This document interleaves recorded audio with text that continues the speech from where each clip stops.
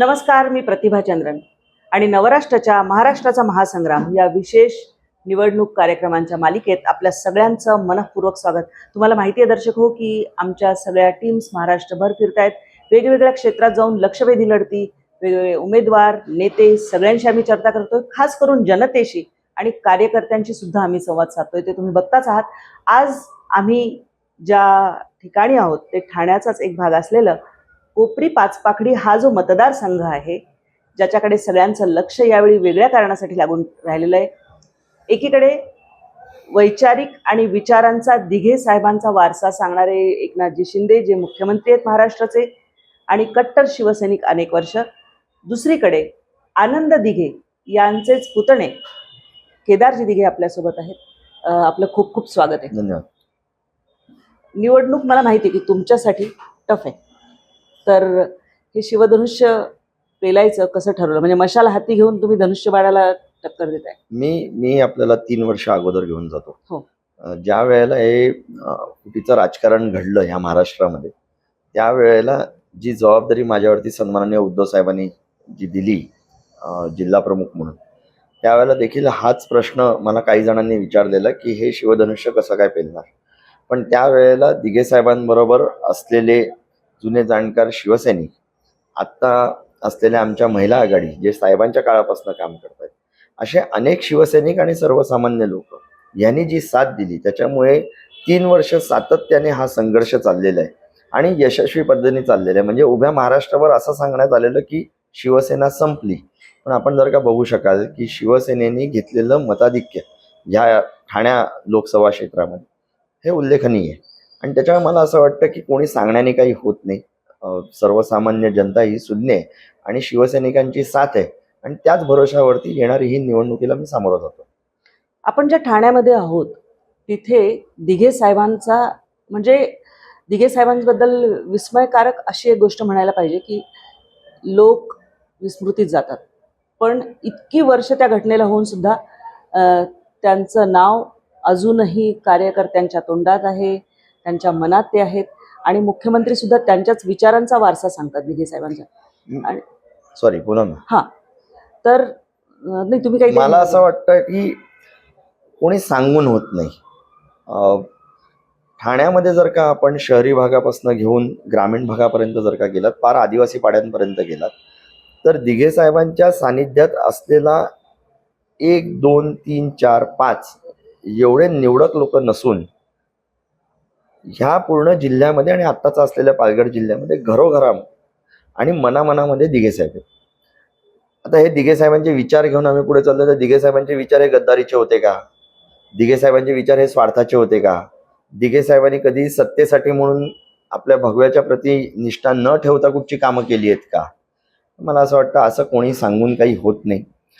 लोकांना ज्या पद्धतीचं हे गलिच्छ राजकारण या 3 वर्ष अगोदर घडलं, त्याच्या बाबतीत प्रचंड संताप आहे. फक्त लोक बोलून दाखवत नाहीत, पण त्यांच्या ज्या मनातल्या गोष्टी आहेत त्या येणाऱ्या निवडणुकीमध्ये नक्की लोक दाखवून देतील की खरं काय आणि खोटं काय.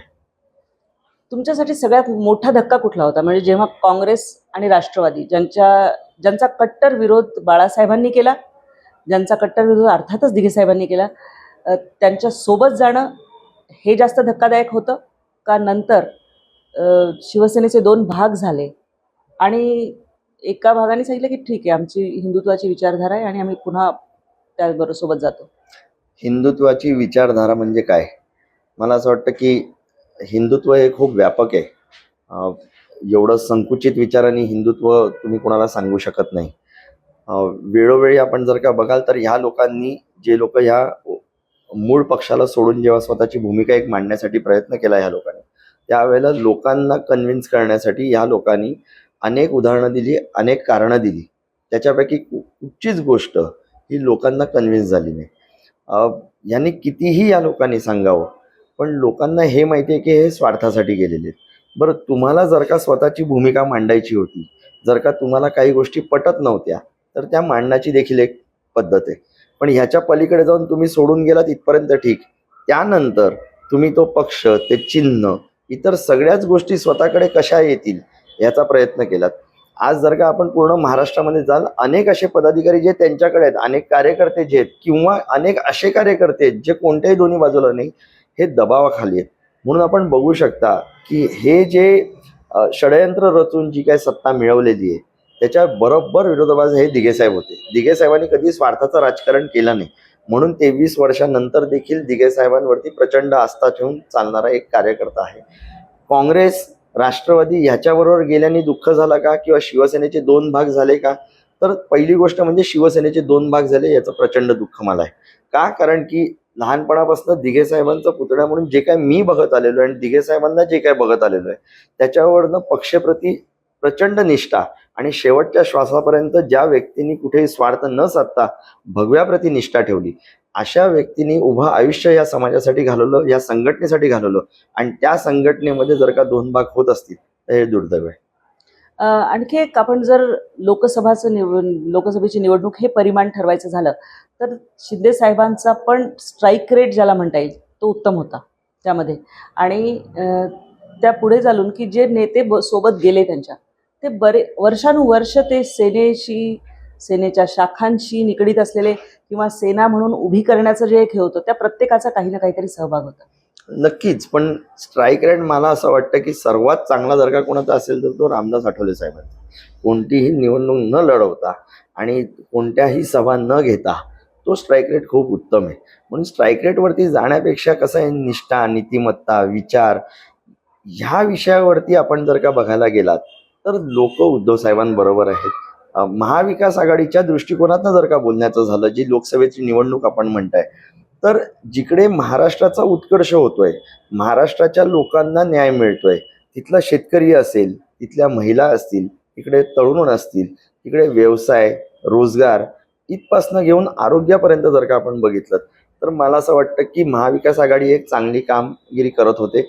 याच्या पलीकडे जाऊन आत्ताचे हे 3 वर्ष जर का आपण बघायला जाल, जिकडे हिंदुत्व हिंदुत्व हिंदुत्व म्हणून तुम्ही बोललात, जिकडे तुम्ही जाती धर्मांना आरक्षणाच्या गोष्टी बोललात, जिकडे महिलांना रिझर्वेशनच्या गोष्टी बोललात, तिकडे तुम्ही ना महिलांना संरक्षण देऊ शकलात, जिकडे तुम्ही आरक्षण देणार होतात ते आरक्षण देऊ नाही शकलात, जिकडे तुम्ही बोललेलात की बाबा आम्ही हे सुजलाम सुफलाम करण्यासाठी हे आमचं सरकार बनलेलं आहे, तिकडे शेतकरी दररोजचा आत्महत्या करतोय, विद्यार्थी आजही देखील पुढचं त्याचं भविष्य अंधारामध्ये दिसतंय त्याला. अशा सगळ्या गोष्टी असताना कोणाचं सरकार योग्य हे लोक ठरवतात.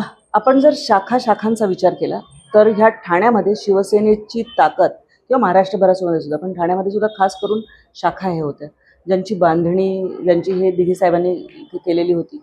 खूप कमी शाखा ज्या टिकून आहेत अजून, आणि आपण जिथे आज बसलेलो आहोत ती एक त्यातलीच एक शाखा आहे.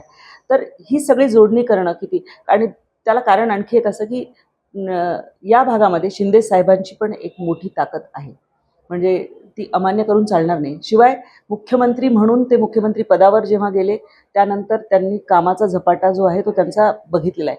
एक कॉमन मॅन मुख्यमंत्री वाटतो, लोकांना वाटतं आपल्यामध्ये येतात, हे सगळं करतात.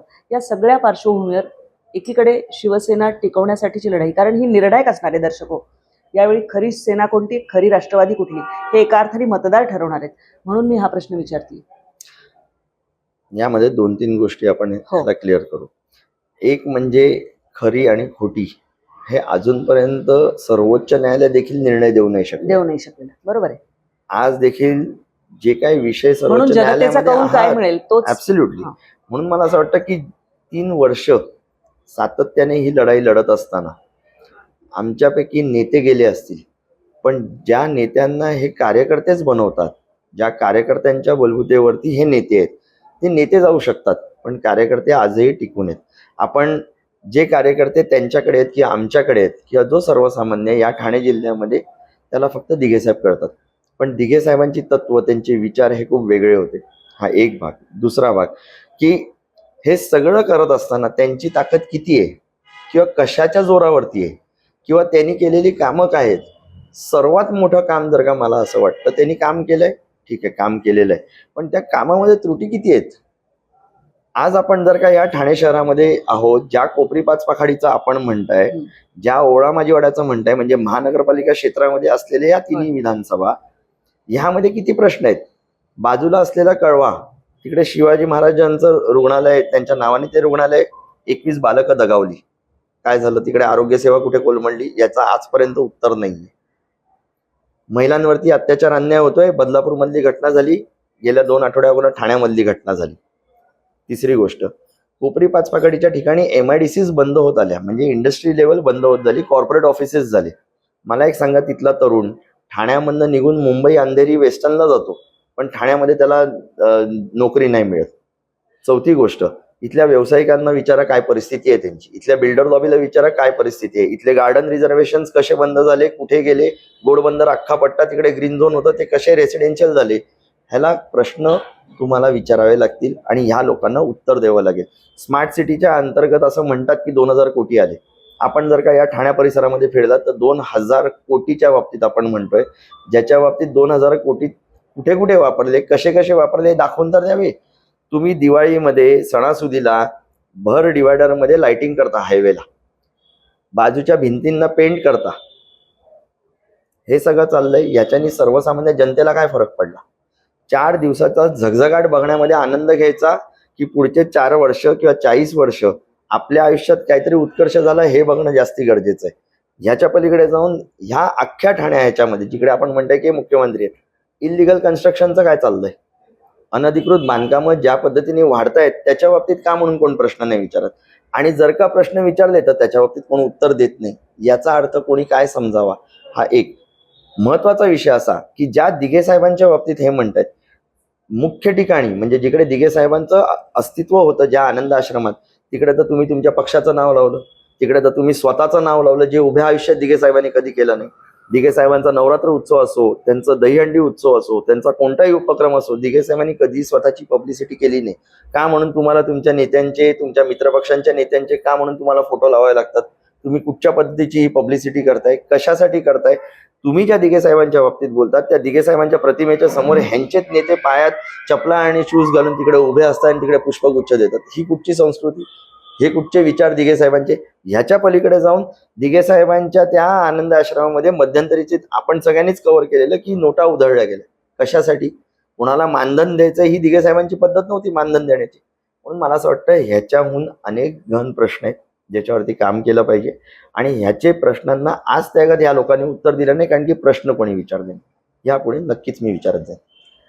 धर्मवीर चित्रपट पाहिलात का? भाग 1 आणि भाग 2 तुमची काय प्रतिक्रिया? दोन्ही बघितले मी आणि दोघांवरती मी प्रेस कॉन्फरन्स घेतलेली. आणि म्हणून कारण मगाशी संजय शिरसाटांनी एक सांगितलं की म्हणजे त्यांच्या मृत्यूबद्दल संशय व्यक्त केले. आपण विचार करा, आणि मी प्रेक्षकांना सांगू इच्छितो की ज्या दिघे साहेबांच्या बाबतीत किंवा त्यांच्या मृत्यूच्या बाबतीत हे आज प्रश्न विचारतायत, ह्या 23 वर्षात यांना भूल पडलेली का हो? ज्या दिघे साहेबांवरती तुम्ही म्हणता ते तुमचं दैवत होते, त्या दिघे साहेबांवरती तुमचं म्हणणं त्यांच्यावरती अन्याय होत होता. मग अन्याय होत असताना हे शिष्यगण काय करत होते? यांना लक्षात नाही आलं का की आमच्या गुरुवरती अत्याचार होतोय, अन्याय होतोय, त्याला आपण वाचा फोडली पाहिजे? 23 वर्षामध्ये सातत्याने तुम्ही स्वतःसाठी, स्वतःच्या मुलासाठी, स्वतःच्या सगळ्या ह्या नेते मंडळी जे गेले त्यांच्यासाठी खासदार, आमदार, नगरसेवक, मंत्रीपद ही सगळी भूषवलीत.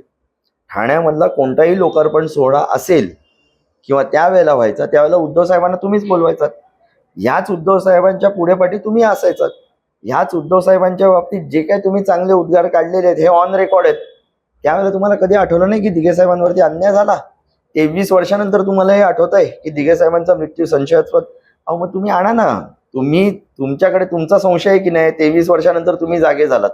माझा तर उलटा आरोप आहे ह्यांच्यावरती की जर का ह्यांनी आपल्या गुरुवरती होणारा असा कुठचा अन्याय असेल ज्याच्यासाठी हे लोक शांत बसले, तर त्याला महाराष्ट्राच्या जनतेने हा प्रश्न विचारला असेल की कुठच्या स्वार्थापोटी तुम्ही शांत बसलात. नक्कीच इकडे स्वार्थ दिसून येतो तुमचा की जोपर्यंत तुम्हाला सगळं मिळत होतं तोपर्यंत तुम्ही शांत बसतात, आणि तुम्ही जेव्हा तुमची भूमिका वेगळी मांडलीत आणि तुम्ही योग्य कसे हे जे लोकांना तुम्ही जाताय सांगायला, त्यावेळेला तुमच्याकडे कोणताही आधार नाही, म्हणून तुम्ही दिघे साहेबांचं मृत्यूचं भांडवल करताय. मी ह्या अगोदर देखील सांगितलंय, आज देखील सांगतो, यापुढे पण सांगतो, दिघे साहेबांचा मृत्यू आणि दिघे साहेब हे माझ्यासाठी राजकीय गुरु नव्हे, हे माझे काका होते. त्यांच्या बाबतीत एखादा जर का चुकीची गोष्ट, चुकीची घटना जर का घडली असेल तर समोर पुरावे आणावे. केदार दिघे न्यायालयात जायला तयार. यावेळची निवडणूक जी आहे ती लोकसभेपेक्षा तशी वेगळी असणार आहे, कारण लोकसभेमध्ये मुद्दे वेगळे असतात. लोकसभेमध्ये आणखी एक असं नेहमी सांगितलं गेलं की जो नैसर्गिक वोटर नाही आहे, जो कोर वोटर नाही आहे, तो उद्धव बाळासाहेब ठाकरे यांच्यासोबत आला, कारण महाविकास आघाडीची एक गठ्ठा मतं त्यावेळी होती. सगळ्या आपण आत्ताची परिस्थिती बघितली, विधानसभेची वेगळीच हे असते गणित. तुम्हाला असं वाटतं का की आपला जो कोर वोटर आहे तो कुठे ना कुठेतरी हातातून निसटतोय, तर त्याच्यामध्ये संभ्रम आहे? मला असं कुठेही वाटत नाही की त्याच्या मनामध्ये संभ्रम आहे. कोर वोटर हा खूप क्लिअर आहे. कसं आहे, नागरिक खूप सुज्ञ झालेत. तुम्ही एखाद्या वेळेला 2 दिवसासाठी त्यांना भूल घालू शकता, 2 वर्षासाठी आणि पुढच्या 5 वर्षासाठी नाही. ज्या काही पद्धतीने विरोधी पक्षातल्या काही नेत्यांनी असं सांगितलेलं की आम्हाला 400+ घेऊन द्या, आम्ही संविधान बदलू, हे ऑन रेकॉर्ड आहे परत. जर का अशी भाषणं होत असतील आणि संविधान बदलण्याच्या गोष्टी जर का होत असतील, तर तिकडे कुठेतरी खीळ घालण्याचा, तिकडे कुठेतरी खेळ ठोकण्याचं आणि थांबवण्याचं काम हे नागरिकांनी आणि सुजाण नागरिकांनी केलेलं आहे. ह्या मतदारांनी हे ठरवून घेतलं की हे लोक एवढ्या पार न जाता कामा, आणि त्याकरता त्या लोकांनी मतदान केलेलं आहे. राहिली गोष्ट, तुम्ही जसं बोललात की लोकसभेचे मुद्दे वेगळे, लोकसभेचा वोटर वेगळा आणि आता विधानसभेचं वेगळं. विधानसभेवरती स्थानिक प्रश्न असंख्य आहेत. त्याच्यावरती जेव्हा आपण बोलायला जाऊ त्यावेळेला अनेक गोष्टींचा उलगडा होईल आणि अनेक प्रश्नांना त्यांना उत्तरं द्यावी लागतील. ती जेव्हा देतील त्यावेळेला जर का ती समाधानकारक असतील तर लोक निर्णय घेतील काय योग्य काय अयोग्य ते. तुम्ही आम्हाला या निवडणुकीच्या धामधुमीमध्ये वेळ दिलात, खूप खूप धन्यवाद. थँक्यू. दर्शक हो, खूप रंगतदार अशा, किंवा ज्याला लक्षवेधी लढती म्हणता येईल, की ज्याकडे लक्ष असणार आहे सगळ्या राज्याचं काय होतं, जशी बारामतीची असणार आहे, अनेक आहेत तशी उदाहरणं. तशी अनेक ठिकाणी शिवसेना विरुद्ध शिवसेना आणि राष्ट्रवादी विरुद्ध राष्ट्रवादी उभे ठाकलेले आहेत. तोच हा मतदारसंघ आहे, मुख्यमंत्र्यांचा असल्यामुळे साहजिकच काय होतं याच्याबद्दल तुमची उत्सुकता असणार आहे. तुम्हाला काय वाटतं, या भागातले कुठले प्रश्न आहेत की ज्याकडे प्रामुख्याने लक्ष दिलं गेलं पाहिजे? कृपया आम्हाला कमेंट बॉक्समध्ये जरूर कळवा आणि चॅनलला सबस्क्राईब करायला विसरू नका. तुर्तास धन्यवाद. नमस्कार. थँक्यू.